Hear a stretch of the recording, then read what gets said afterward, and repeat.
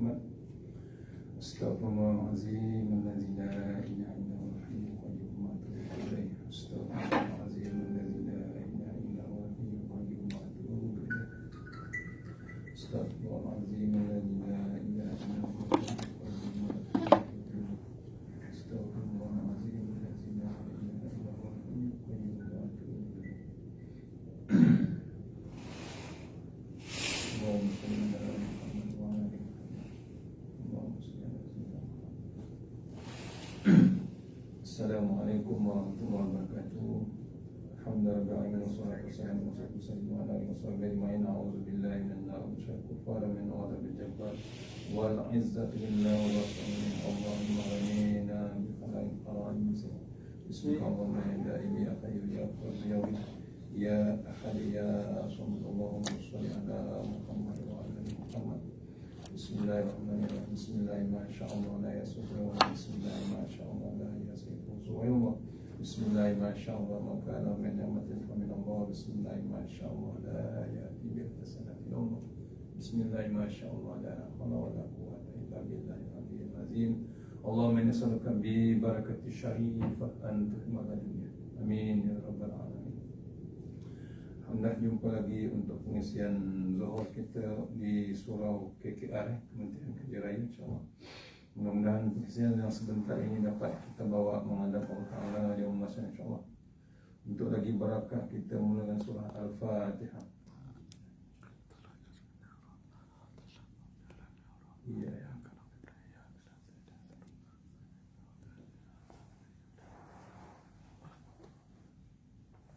InsyaAllah. Hari ini kita sentuh dengan bab Ramadan lah, insyaAllah ya. Ada banyak lagi nak kena tengok sebenarnya Ramadan, supaya kita ini berhati-hati atau berpada-pada lah dengan bab Ramadan. Takut ini kata TV lah, takut ini Ramadan yang terakhir. Allah ya, bukan saya kata ni TV Hijrah kata tu maknanya renung lah. Memang TV Hijrah tahu kita ni calon-calon jenazah, bakal jenazah ya. Kita kena renung bab Ramadan ni. Saya tengok dalam kitab yang besar ni daripada kata pengantar Tuan Guru Dr. Zulkifli ya, bab Ramadan. Saya ambil poin-poin dia, kita ambil poin dia. Tujuan puasa lah, biasalah tujuan puasa untuk diwajibkan kita. Surah Al-Baqarah 183, 185 semua nak mewajibkan kita pada bab Ramadan. Kata Tuan Guru Dr. Zul, puasa yang sempurna akan menyadarkan hati orang-orang yang beriman bahawa dirinya di bawah perhatian Allah. Ya, Allah Subhanahu Wa Taala. Ini kerana orang yang berpuasa akan merasa lapar, dahaga, sebaik saja dia melalui sebahagian daripada waktu siangnya. Nafsunya yang ingin makan dan minum, namun wujud perasaan yang menyadari dirinya berpuasa lantas menghalang keinginan tersebut. Dalam menghadapi dugaan begini, hatinya sedar terhadap pemerhatian Allah. Lantas ianya mengingati Allah Subhanahu Wa Taala dan kuasa Allah Subhanahu Wa Taala. Itu ya, bab hikmah faedah puasa yang pertama kata Dr. Zul. Yang kedua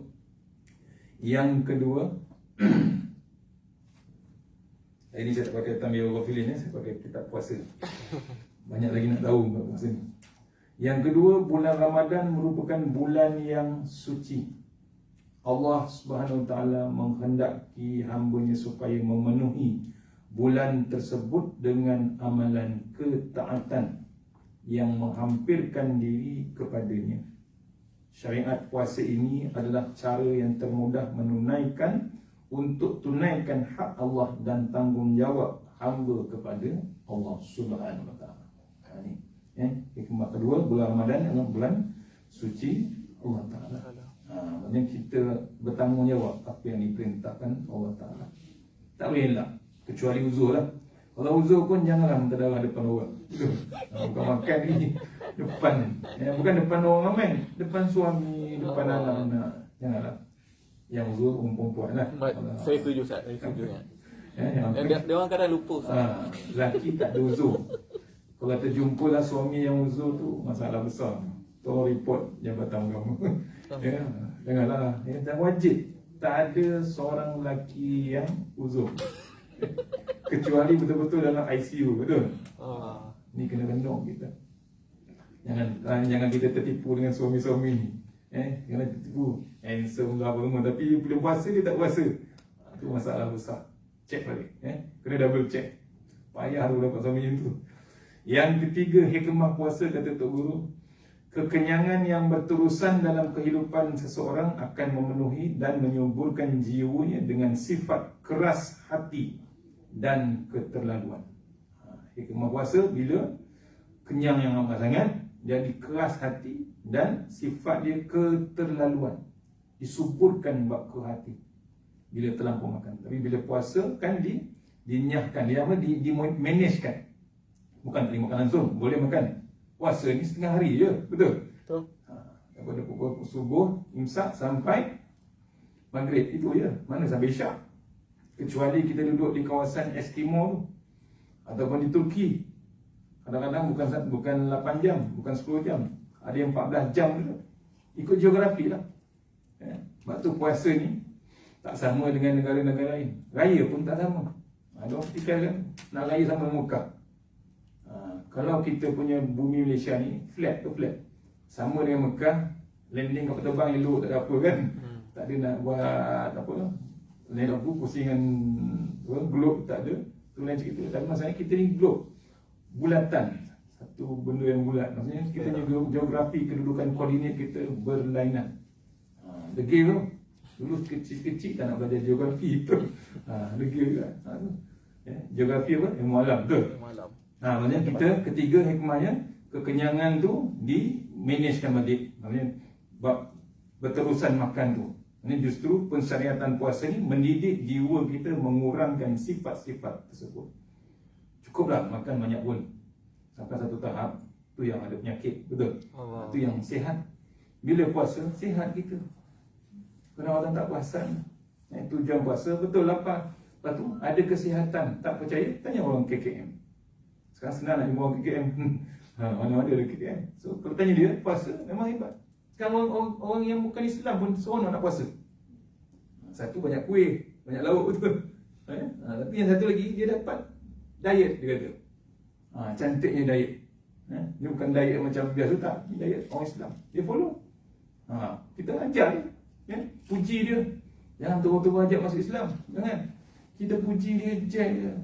Bila dia terasa hidayah tu kan milik Allah Ta'ala. Bila Allah bagi hidayah, tak kira siapa, apik mana ke, sami mana ke, masuk tak Islam? Masuk. Tu yang pendeta dia ke, sami dia, masuklah Islam. Yang di Perak tu, sami gaji sebulan kat 10,000 dekat air tawar tu. Dia macam itu. Gaji dia kat 10,000. Tapi bila dengar bab Islam ni, lagi hebat Islam daripada 10,000. Tu dia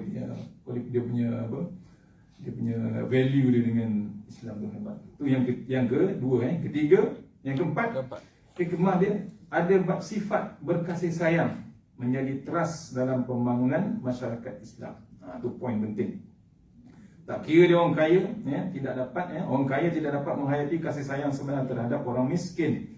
Tetapi tanpa keperitan, kesempitan kehidupan, kepahitan hidup, dengan kelaparan selalu diburu oleh orang miskin. Orang kaya tak tahu. Tapi bila berpuasanya orang kaya, dia tahu tak? Dia tahu. Sebab tu pagi tadi Ustaz Syahari Abdul Rahman, dia tafsirkan bab takwa. Ditambah kalau boleh, takwa tu bila kita ni puasa ni, janganlah kita selesa surau kat kita buka puasa sedap makan, betul? Lepas kat rumah tu sambung lagi kat rumah. Tu more kat masjid ada, more kat rumah pun ada. Itu yang buncit-buncit tu. Ramadan buncit-buncit ada, tak boleh langsung. Dia sendiri tak berani nak timbang gitu. Padahal puasa sebulan. Pasal apa? Terlampau selesa amat sangat. Cubalah, saya cadangkan kalau boleh tuan-tuan, kalau dapat rentas desa ke rentas negeri ni, janganlah buka puasa di rumah aja. Janganlah buka puasa di surau. Sekarang susah nak buka surau kan. So kita ayo, kalau boleh buka puasa di surau masjid, jangan di surau itu je. pergi surau di corok-corok kampung. Saya dulu Perak, saya tahu lah kampung-kampung tu. Kat Bota, kat Parik tu, macam-macam orang tu masuk laut yang cerita lah kampung kan. Tengok orang yang tak berduit tu berbuka puasa macam mana. Subhanallah. Orang kampung yang dicuruk-curuk dulu dalam tu berbuka puasa macam mana. Bukan kita seorang je, bawa anak isteri kita yang selalu sangat selesa di rumah buka puasa. Betul? Selesa tak rumah? Selesa. Ya? Nak buka tu seorang-seorang ada kan tu? Seorang sepinggan semua tu. Seorang atas peti ais, seorang atas depan TV. Cukup semua, selesa sangat. Capai peti ais, betul? Takut peti ais pun seorang satu. Allah. Ya? Dahsyat. Nikmat tu selesa sangat di rumah. Ya? Andaian je lah, andai kan kita anggap macam tu. Tapi dia pujuk dia orang, kalau ada bapak tu ada puasa, anak tak bersama pun, bapak dengan ibu tu kena faham, ibu dengan bapak ni ada kompromi semua juga. Jom kita bawa anak-anak kita tengok orang susah buka puasa, orang gelandangan buka puasa macam mana. Betul? Bila buka puasa kan tu bau terasa macam ni, makan sedulang kan.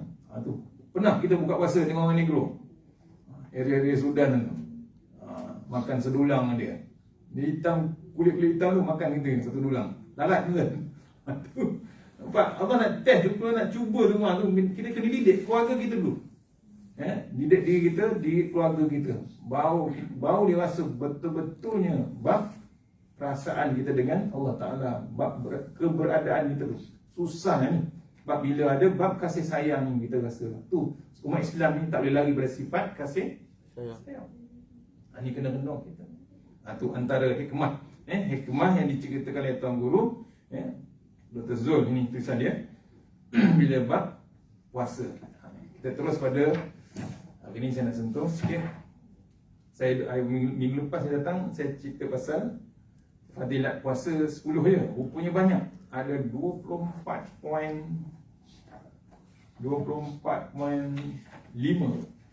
hikmah puasa. Fadilat puasa. Berbeza dengan fadilat Ramadan pun ada juga. Kita mula dengan fadilat puasa. Setiap perkara yang diperintah oleh Allah Ta'ala pasti mempunyai kebaikan dan manfaatnya. Itu fadilat yang kita sedari ataupun tidak. Segala perkara yang halal pasti mempunyai manfaat dan kebaikannya yang tersendiri. Sebaliknya segala perkara yang diharamkan mempunyai keburukan dan kemudaratan. Firman Allah Ta'ala maksudnya Allah menghalalkan kepada mereka perkara yang baik dan mengharamkan kepada mereka perkara yang keji, perkara yang buruk. Surah Al-A'raf ayat 157. Itu dalilnya. Fadilat puasa. Fadilat puasa atau kelebihan ibadah puasa kepada orang yang melakukannya amatlah banyak sekali disebut dalam Al-Quran dan Al-Sunnah. Antaranya ialah sebagaimana berikut. Yang pertama, fadilat pertama, Allah Ta'ala memuji orang mukmin yang berpuasa. Ini sebagaimana firman-Nya, orang yang bertaubat, yang beribadat, yang memuji Allah, yang berpuasa atau yang mengembara menuntut ilmu, yang rukuk, yang sujud, yang menyuruh dalam kebaikan dan mencegah kejahatan, yang menjaga ketetapan Allah. Maka berilah kabar gembira kepada orang yang beriman dengan syurga. Kita berpuasa, dalil ni ya, surah At-Taubah ayat 112 menceritakan ada berita gembira orang yang berpuasa. Itu yang risau kita. Lembik macam mana pun kita teruskan. Betul? Lembik dalam puasa ni. Tak percaya esok belawang saya tengok sini. Ramai surau. Yang tak datang surau pun datang surau. Kita kan datang awal nak solat ke tak? Duduk tepi tempat wuduk. Kalau dekat surau kampung-kampung, dia datangkan tempat wuduk tu, tangki air tu kan, dia letak pipi dia tu. Sejuk dia tu. Dia nak minum tak boleh. Minum kalau ikutkan minum satu tangki tu kan. Air tangki surau masjid sejuk kan, sedap tu nak minum. Tapi tak boleh walaupun halal, betul? Air tangki halal, tak kotor kan. Tapi tak dibenarkan. Pasal apa? Allah perhatikan dia. Dia tahu. Allah tengok dia. Tu. Yang dimaksudkan dalam penglihatan ini ialah orang yang berpuasa. Sebab tadi. Yang kedua, fadilat kedua ialah puasa tidak ada bandingannya. Maksudnya, sabda Rasulullah SAW, Salam. aku bertanya, ya Rasulullah, sahabat bertanya, perintahkanlah kepadaku satu amalan yang memasukkan aku ke dalam syurga. Nabi SAW menjawab, hendaklah kamu puasa kerana puasa tiada bandingannya dengan ibadat lain. Riwayat An-Nasa'i. Pahala puasa tak ada tandingan. Yang pegang pahala puasa kita bukan malaikat. Siapa dia? Allah. Pahala sembahyang kan saya cerita dulu. Orang sembahyang dikira orang, betul? Orang bujang 1 kali 1 kali 27. Kalau dia berjemaah. Kalau dia sembahyang seorang 1 kali 1. Orang yang dah berkahwin 1 kali 27 kali 70. Tu kahwin 1 2, 3, 4. Banyak tak pahala? Banyak. Kali lagi Lailatul Qadar. Betul tak betul? Betul. Allah jangan dikira bini orang tu. Kira pahala tu. Kadang orang sangka buruk, kita kira pahala. Saya tak boleh lupa dekat motor ustaz tu tulis 1 kali 27 kali 70. Lepas tu ujung kali 4. Kali lagi Lailatul Qadar berapa? 1000 ke atas. Kita orang kata 1000, ada kata ulama lebih pada 1000. Malam Lailatul Qadar yang kita tak ketahui kat mana. Mungkin malam 21, malam 23, malam 25. Itu ikut pengalaman alim ulama. Tu. Tapi kita jangan pilih-pilih lah. Kalau kita surrender semua. Daripada malam pertama sampai malam yang ke-30. Malam raya pun jangan miss, tuan-tuan. Kita kadang-kadang malam raya tu yang kita miss. Kenapa malam raya kita miss? Di atas jalan raya. Malam raya kan di atas jalan raya, betul? Habis jam. Habis. Padahal ibadah kalau dalam kitab lama, bila beribadah kita dalam malam raya tu sama juga dengan malam Lailatul Qadar. Dengan selawatnya, dengan takbirnya, dengan zikir dia, dengan zikrullah, dengan tak tidurnya, qiyam, semua cukup. Nampak? Nanti kalau sempat saya share kelebihan hari raya. Orang ingat hari raya ni seronok sangat. Betul tak? Sebenarnya digambar dalam kitab lama lah, kitab Jawhar Al-Mahud. Kitab lama kata apa, bila raya ni sebenarnya menggambarkan kita besok di hari kiamat. Jadi kiamat tu apa? Waktu kiamat besok ada orang yang berbaju baru macam raya. Ada orang baju orang miskin macam tu orang ada. Ada orang berkenderaan. Orang raya. Banyak tak kereta? Macam-macam kereta, betul? Daripada kancil sampai Q7, Q8, betul? Ferrari, semua cukup. Besok raya tu. Tengok, besok di kiamat macam tu. Orang yang ada kenderaan macam mana? Orang yang Q7 sekarang belum tahu dia boleh pakai Q7 sana. Allah. Orang yang pakai tebu kancil pun belum tahu dia pakai kancil. Orang sibuk maghrib, dia sibuk dengan tebu dia. Gosok, saya tengok ni contoh gitu. Maghrib ni dia masih gosok lagi tebu, kancil tebu dia. Bagi kilat. Lagu nasyid dia pasang. Allah. Ingat mati. Wali band. Tapi maghrib kita balik dari isyak tengok tak bergerak lagi. Ini tak nak cerita kat mana. Cuma boleh share lah location kat mana. Tu antaranya. Mana tadi? Tu yang kedua fadilat puasa. Fadilat puasa yang ketiga, menyandarkan ibadah puasa kepada Allah sebagai memuliakan martabat Allah Subhanahu Wa Taala.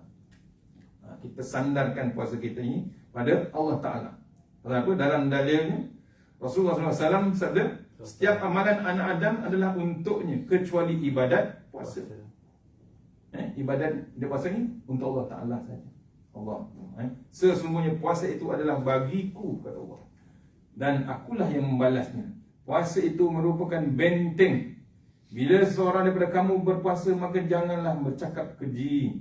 Jika seorang memakinya atau memeranginya, maka katakanlah saya sedang berpuasa. Demi jiwa Muhammad yang berada di tangan Allah, kekuasaan Allah, bau mulut orang berpuasa lebih harum di sisi Allah pada hari kiamat daripada bau kasturi. Subhanallah. Bagi orang berpuasa ada dua kegembiraan, iaitu bila dia berbuka dia gembira, dan bila dia berjumpa Tuhannya dia gembira dengan puasanya itu, iaitu ganjaran pahala puasa daripada Allah.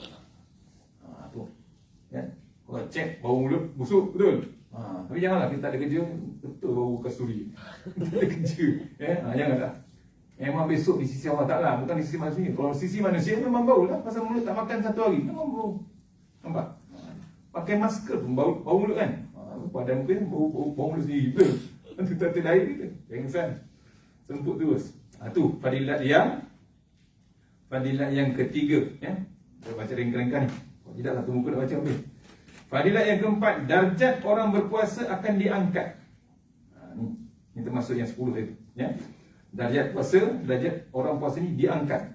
Yang dimaksudkan dengan ini ialah perkataan maksud itu, akulah yang membalasnya, bermaksud Allah sajalah yang membalasnya, mengetahui kadar pahalanya dan melipat gandakan kebaikannya. Adapun ibadat lain kebanyakan diketahui oleh manusia. Tadi macam sembahyang. Tapi darjat kita ni di sisi Allah Ta'ala. Itu ikut level puasa kita macam mana. Kalau kita menipu, itulah balasannya. Ya, manusia kita boleh tipu, betul. Aku puasa. Tengok belakang, minum air, betul. Ya. Dia puasa, dia kat di rumah dia mengaku dia puasa, rupanya dia bertengah kat office, betul. Ada tak ada? Ada tu. Berlaku. Siap orang buat drama, betul. Buka puasa, siap buat puasa. Sekampung buka puasa tepi sungai, camping ni. 16 puasa. Belum puasa. Tu. Macam-macam perangai pun. Tu buat puasa. Panjang lagi, ya. Kata Rasulullah SAW, ya, sabda Nabi, puasa itu separuh daripada kesabaran. As-sawmu nisfu sabr. Ya, puasa itu separuh daripada bab sabar. Bab tu bila puasa ni ada bab sabar. Betul? Besok tengah-tengah puasa ada kuliah macam ni. Sabarlah kita. Sabar gitu. Mengantuk macam mana pun tahan ni. Ni pun tak puasa pun mengantuk juga. Puasa lagi hebat mengantuk. Pasal tak makan. Betul? Dah biasa nasi panas berasap-asap tengah hari. Betul? Allah Allah. Tu kena training sekarang ni. Tu. Bila orang lelaki dah tak ada training lah, pasal dah tak boleh puasa lagi lah. Nampak? Kalau dah biasa puasa Isnin Khamis ataupun dah puasa straight 3 bulan pun tak masalah. Boleh nak teruskan lepas 15 Syakban. Yang tak ganti tu yang kena ganti puasa. Fadilat yang kelima, puasa bersesuaian dengan sifat Allah yang Maha Kaya dan tidak perlu pergantungan daripada siapa.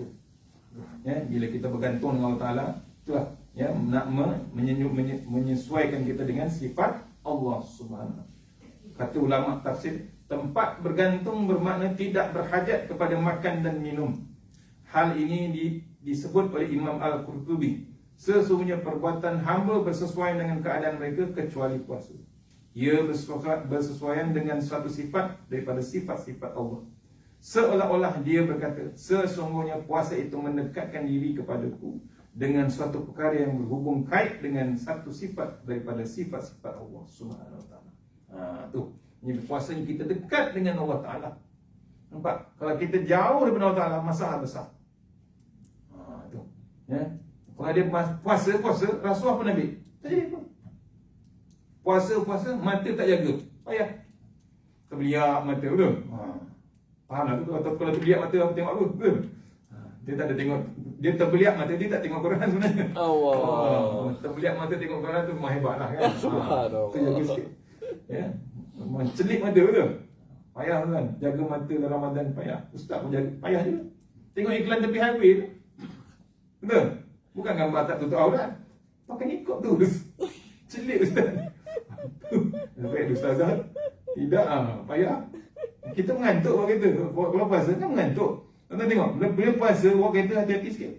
Jangan gagah-gagah sangat. Kalau dah terlampau mengantuk tu berhenti.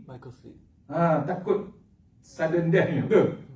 Tu mati mengejut atau berhenti mengejut. Saya dah pernah 2 kali pengalaman bulan puasa. Gagah, boleh lagi.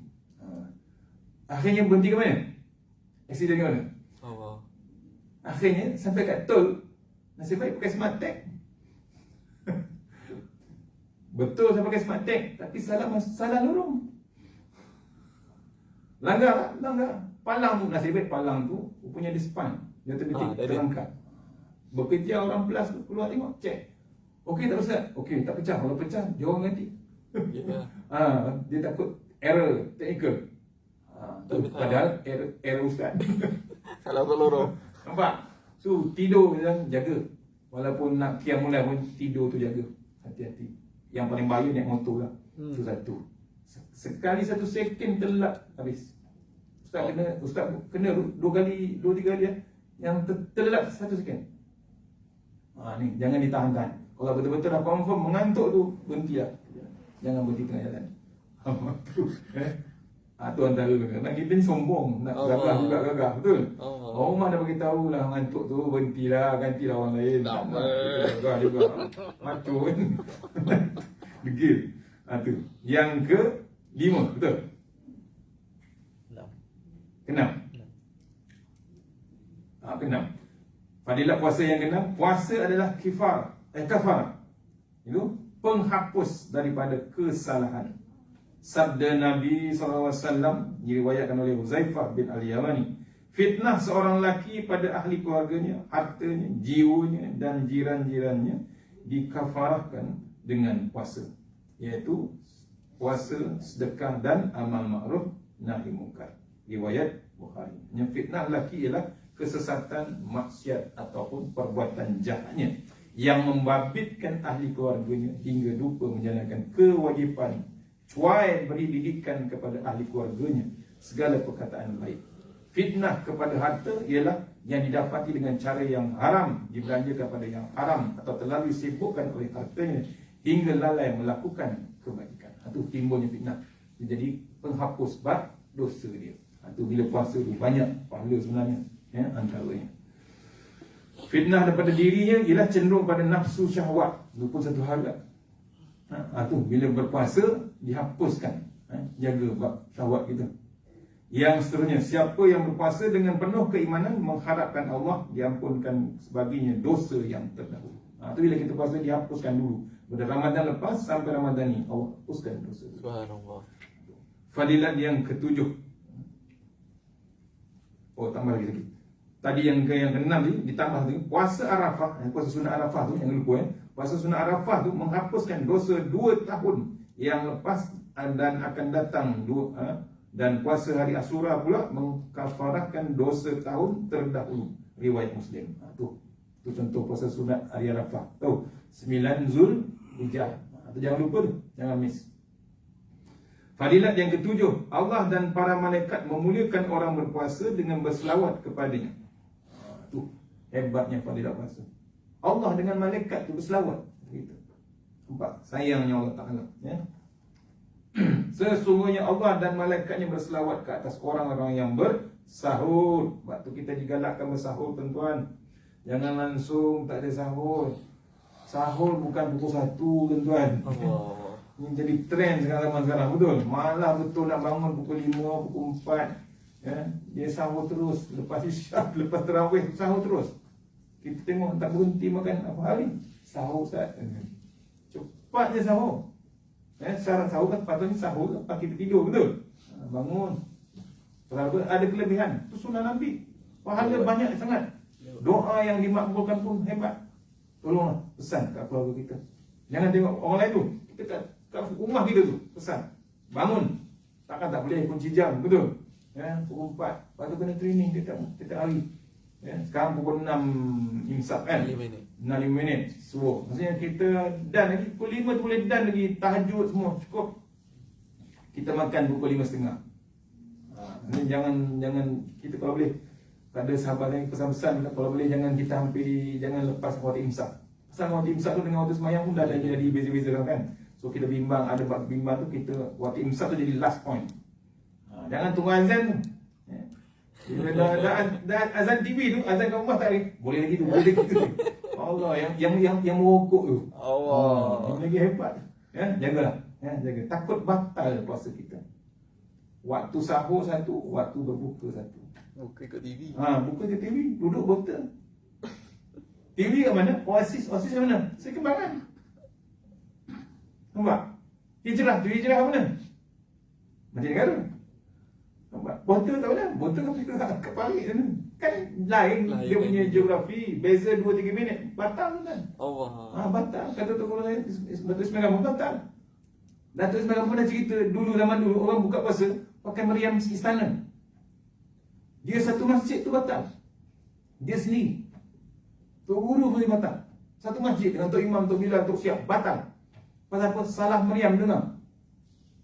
Dia mesti dengar meriam dekat Kelang, istana Kelang, meriam istana bunyi, confirm dah masuk waktu. Tiba-tiba bunyi, terus Allah pun akan sentuh.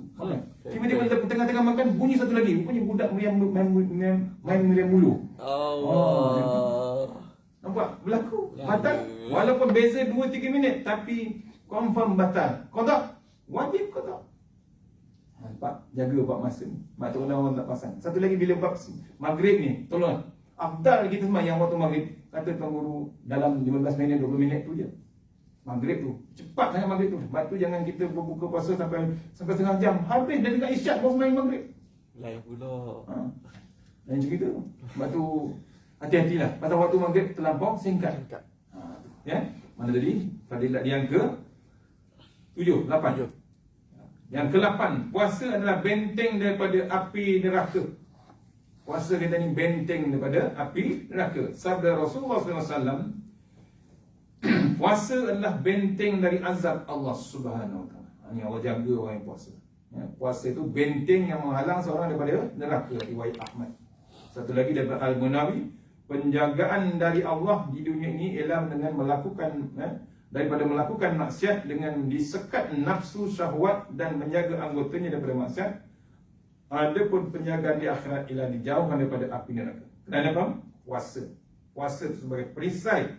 Perisai benteng pada benteng-benteng daripada bagi seorang mukmin. Setiap amalan adalah bagi tuannya dan puasa adalah untuk Allah Taala dan Allah lah yang akan membalasnya. Jadi perisai puasa itu. Ya. Kemudian yang ke-9, panjang sebenarnya. Yang ke-9, puasa di musim panas sebagai minuman di hari dahaga, iaitu hari kiamat. Allah, tuan-tuan. Kita sini boleh bawa air mineral. Kami saya ceramah pun ada air mineral ke? KKR punya. Nampak? Tasnif. Boleh bawa sebotol-botol. Ustaz kumpul 30 hari, 30 botol Ustaz dapat. Penuh lah kita. Nampak? Tu di dunia. Tapi besok di hari kiamat, puasa yang kita panaskan ni, itulah kita besok. Kita tak dahaga. Pasal apa? Kita dah berpuasa pada hari di dunia ni. Itu dipanggil puasa di hari dunia ni, bekal kita besok di hari kiamat. Itu yang ke 9. Detail sebenarnya saya tak ada baca panjang sangat. Yang ke 10, puasa pada musim sejuk. Tu. Kalau yang lagi sejuk betul. KKR ni sejuk kan, ada ikon betul. Ada. Harta yang tidak ternilai katanya. Sabda Nabi Muhammad SAW sebagaimana dalam riwayat Amir Al-Mas'ud, puasa dalam musim sejuk merupakan harta yang menyejukkan yang tidak ternilai besok. Ya. Sejuk kita besok. Pasal besok sana di hari kiamat adalah panas. Yang ke-11. Yang ke-11 fadilat puasa ialah panggilan syurga Al-Rayyan bagi semua orang yang berpuasa. Sabda Nabi Muhammad SAW, sesungguhnya dalam syurga ada satu pintu yang dipanggil Al-Rayyan, yang mana orang yang berpuasa akan masuk darinya daripada hari kiamat. Ianya tidak dimasuki oleh orang lain selain mereka, iaitu orang yang berpuasa. Tu pintu tu akan tanya. Kalau orang yang tak puasa, pintu tu automatik tutup. Janganlah buat step kerambi nak buka pintu. Buat tutup automatik. Yang ke-12, puasa, fadilat puasa yang ke-12 ialah puasa jalan menuju syurga. Sabda Nabi Muhammad SAW, sesiapa yang menghabiskan hidupnya dengan puasa sehari, maka ia akan masuk syurga. Riwayat Ahmad. Maksudnya dalam Al-Munawi berkata, sesiapa yang menghabiskan umurnya dengan puasa sehari, yang mana dia mati di dalam keadaan berpuasa atau selepas berbuka puasa, maka dia akan masuk ke syurga bersama orang yang terdahulu tanpa didahulukan dengan azab siksaan. Untungnya orang puasa mati pula dengan dalam berpuasa. Untung tak dia? Untung, betul lah, haus, panas, lapar. Tapi dia untung kenapa? Tak diazab di dalam kubur. Yang ke berapa? 13. 12 dah, 13. Fadilat puasa ialah syafaat puasa pada hari kiamat untuk tuannya. Siapa yang puasa, dia dapat syafaat. Syafaat dia selamatlah di sana. Puasa dan Al-Quran akan memberi syafaat kepada seorang hamba pada hari kiamat. Puasa berkata, wahai Tuhanku, aku menegahnya makan dan nafsu syahwatnya di waktu siang, di siang hari. Berilah syafaatku untuknya. Al-Quran pun berkata, wahai Tuhanku, aku menegahnya tidur pada waktu malam, maka berilah syafaatku untuknya. Maka kedua-duanya mendapat beri syafaat. Riwayat Ahmad. Ini kena renung kita. Sebab tu puasa dengan Ramadan dengan Al-Quran ni tak boleh dipisahkan. Pasal apa? Hebatnya Ramadan diturunkan ayat Al-Quran. Atau tuan-tuan jangan miss. Kata Ustaz Syahari, kalau boleh khatam tu kita kejar juga. Yang cantik tu kita tambah lagi. Satu hari kita renungkan satu ayat. Biar kita takut betul-betul peringatan Allah Subhanahu Wa Taala. Fadilat yang ke-14. Doa orang berpuasa tidak ditolak.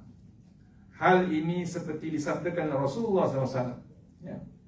3 doa yang mustajab, iaitu doa orang yang berpuasa, doa orang yang musafir, dan doa orang yang dizalimi. Doanya tak ditolak. Ingat, orang puasa ni doa dia mustajab. Sebab tu kita kena banyakkan doa. Jangan berhenti buat doa waktu Ramadan ni. Sebab tu jangan sibuk. Kalau nak buka puasa tu, waktu nak dekat puasa, nak buka puasa tu paling mustajab, kata ulama. Tapi kadang-kadang itulah waktu kita sibuk menyusun lauk. Betul? Allah, tuan-tuan, janganlah. Berhentilah buat tu. Boleh? Tahun ni kita buka minda kita sikit, bertenang. Bila nak buka puasa ni bertenang. Bertenang. Bila nak buka puasa tu relax. Lepas tu berdoa, berzikir, tahlil. Kita tujukan pada mak kita yang dah meninggal, bapak kita ke, atuk kita ke, tahlil kita. Tu doakan. Doa untuk kita, doakan untuk dia sekali. Boleh, tuan-tuan? Sebab tu kita jangan miss. Jangan puasa ni tak boleh kita lari pada Quran satu. Puasa ni tak boleh diputuskan dengan ibu dan ayah kita. Sebab tu bila Ramadan ni tuan-tuan, tolonglah balik. Kalau ada yang ada mak dengan ayah tu, kata ulama, baliklah, bersahurlah dengan dia, berbukalah dengan dia. Pahala dia terlalu hebat. Sebagai anak kita, itulah tanggung. Nak cari pahala yang paling banyak, iaitu waktu bulan Ramadan. Pasal pahala yang sunat tu jadi pahala yang fardu. Rugi tak tuan-tuan? Boleh tuan-tuan? Pujuk hati kita, pujuk keluarga kita, balik kampung, bersahur, berbuka. Suka orang tua kita. Kita kalau menyukakan mak bapak kita, bahagia tak dia orang? Memang bahagia. Kita tak kisah. Buat perangai, buat PL ni janganlah kita fikirkan banyak. Satu, sabarkan. Yang ke berapa dah? 13. Yang ke 14, 15. Yang ke-15, puasa merupakan syiar orang yang baik. Syiar orang baik, kata Rasulullah SAW, sabdanya, Allah menjadikan kamu kaum yang baik dengan solat, bangun malam dan berpuasa di siang hari. Mereka bukan orang yang berdosa, bukan juga orang yang jahat. Ini kita hebatkan syiar Islam kita. Kita sampaikan orang yang puasa ni perangai dia baik, tak melonjol dia, tak marah dia. Bila orang marah pun dia kata, aku puasa. Cukup. Boleh tuan? Sabar tu hebat. Fadilat yang ke-16, orang yang berpuasa ada 2 kegembiraan. Sabda Nabi SAW, bagi orang yang berpuasa ada 2 kegembiraan, iaitu ketika berbuka dan ketika bertemu Tuhan. Yang pertama, ketika berbuka puasa, suka dia, kegembiraan ketika buka. Kerana nafsu yang sentiasa cenderung kepada perkara yang menjadi kebiasaan seperti makan, minum, bila ditegah daripadanya demikian, pada suatu ketika kemudian dibenarkan semula pada waktu yang lain, maka ia gembira lebih-lebih lagi, dirinya teramat berhajat, perlu kepadanya. Apa dia? Makanan tu. Tapi ditegah, dia teringatkan Allah Subhanahu Wa Taala. Mau teringat pembuat, pencipta makanan tu, Allah Taala. Teringat dia dengan Allah Taala. Yang paling hebat, bila bertemu dengan Allah Subhanahu Wa Taala. Kenapa? Dia ada pahala nak menghadap Allah Taala. Aku puasa ya Allah dulu. Sebab tu kita tak boleh diseksa. Kenapa? Berpuasa ni gitu. Fadilat yang ke-17, bau mulut orang berpuasa lebih harum dari bau kasturi. Kata Rasulullah SAW, sabdanya, Setiap amalan anak Adam adalah untuknya kecuali puasa. Ianya untuk Allah dan Allah lah yang membalasnya. Yang ke 18. Yang ke-18, poin yang ke-18 ialah fadilah dia. Puasa adalah perisai. Puasa adalah benteng. Apabila seorang berkamu puasa, janganlah bercakap keji dan jahil. Jika seorang merangi, memaki atau makinya, maka katakanlah sesungguhnya aku berpuasa. Perisai kita. Kalau kita melawan juga, habislah puasa kita. Nampak? Pantang kita dipotong kita, kejar balik. Wangan kita. Janganlah, sabar tu kena ada. Yang ke 19.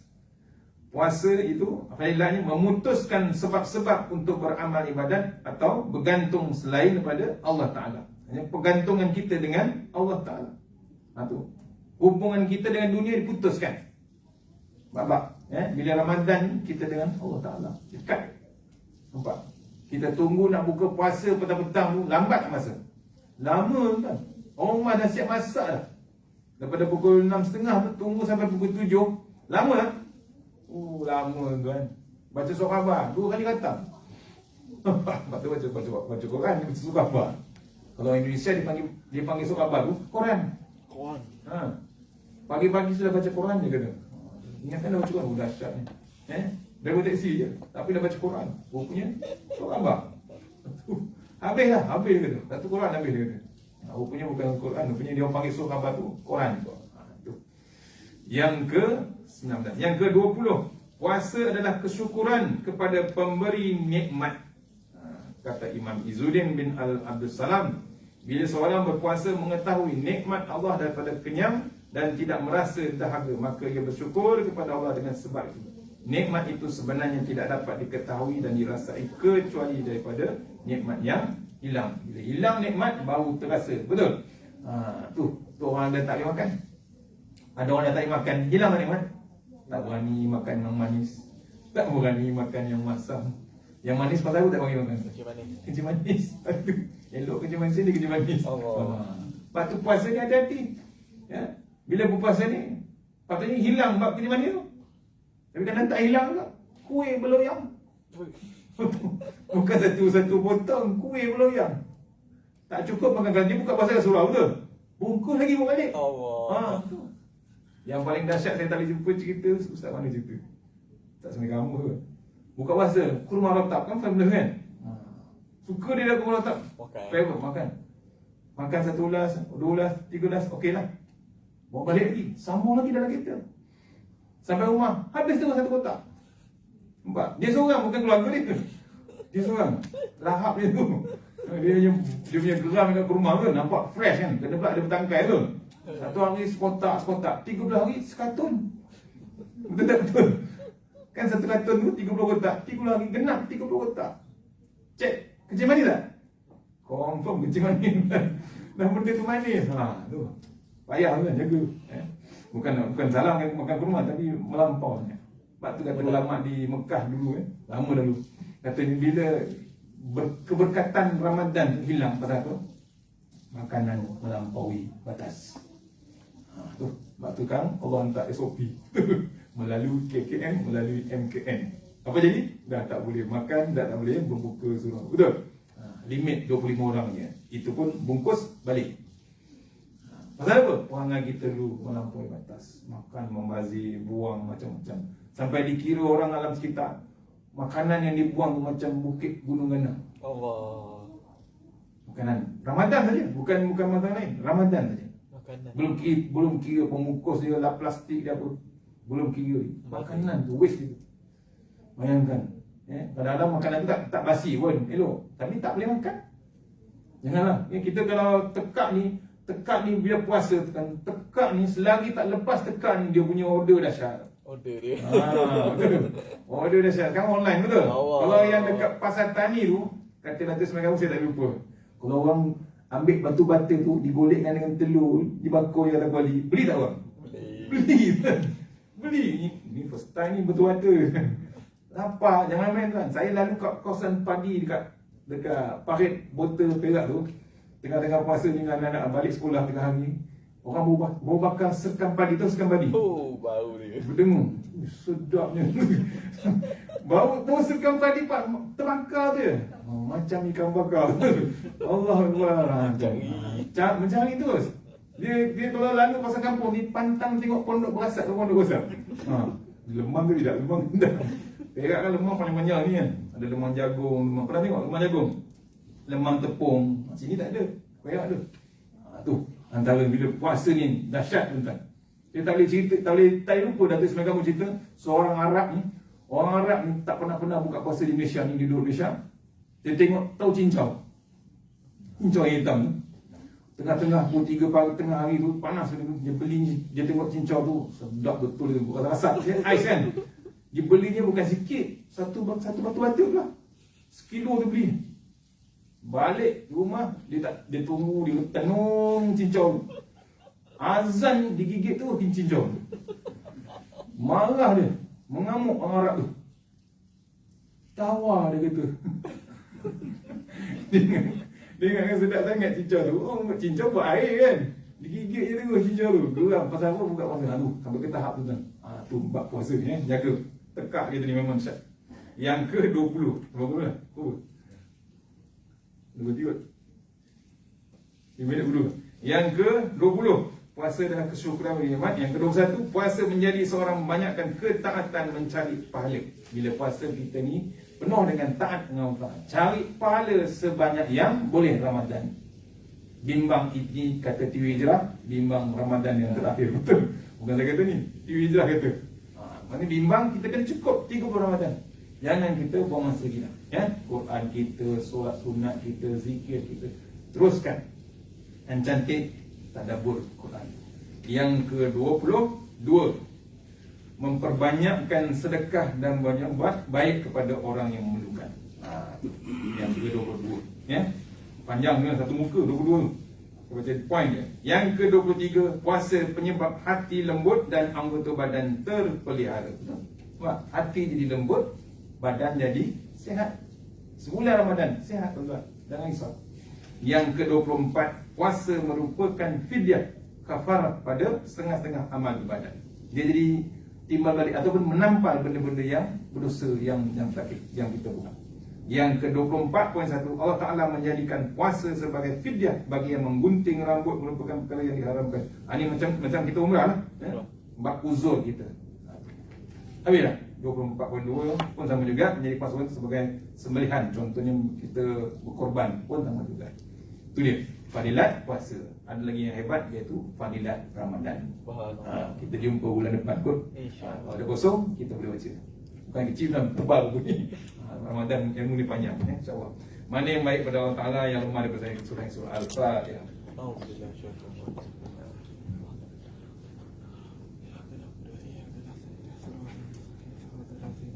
InsyaAllah sebelum saya baca doa, di luar ada jualan sana, makanan kesihatan dengan produk Islam. Ada kurma daripada Madinah, insyaAllah, fresh daripada Madinah, insyaAllah, ada di luar.